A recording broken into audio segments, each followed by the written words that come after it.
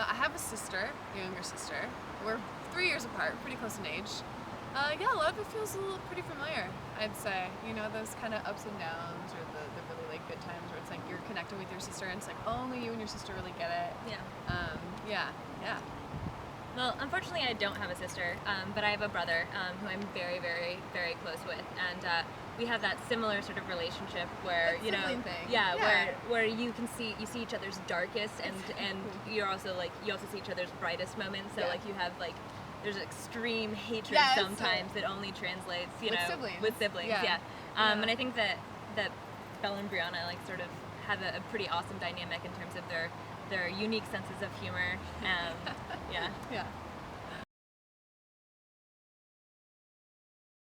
I think for me, it helps me understand the patience of Belle in wanting to care for her sister. And something that we've talked about in just developing these characters is that so many people who have mental illness in their families or in their friend groups, they don't have that patience, and they just don't want to put in the time in the care, and they sort of want to cast them aside as outsiders. And I think Belle, she just loves her sister so deeply, it just doesn't matter. She can have 3 heads and it wouldn't matter. She would just do anything for her. So I have had those relationships in my life, definitely. Yeah, and I have as well. And I think that what's really interesting about the film is that it communicates a sort of actual loving relationship that was available to Brianna. A lot of times in my life, I've seen individuals that have mental illness that have been completely cast aside, to the point where like recovery is absolutely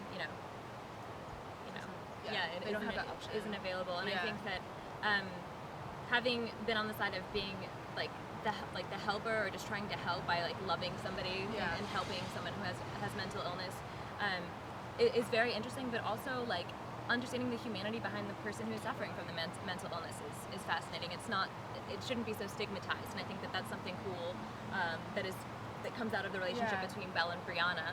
They have this sisterly bond that, irregardless of the mental illness, which I think is pretty beautiful. And something that you were saying earlier about Brie's character and how she's not this one-dimensional. In the film, you don't only see her in this manic state. You see her being really, really happy and joking with her sister, and then you do see her depression, but you see all of the facets of her, which is really interesting. Absolutely. Like I said, I have an older brother and a younger brother. My younger brother and I are very, very, very close, like close to a fault. Like we can rip each other apart when we want to. We know each other's weak spots, and we also like love the crap out of each other.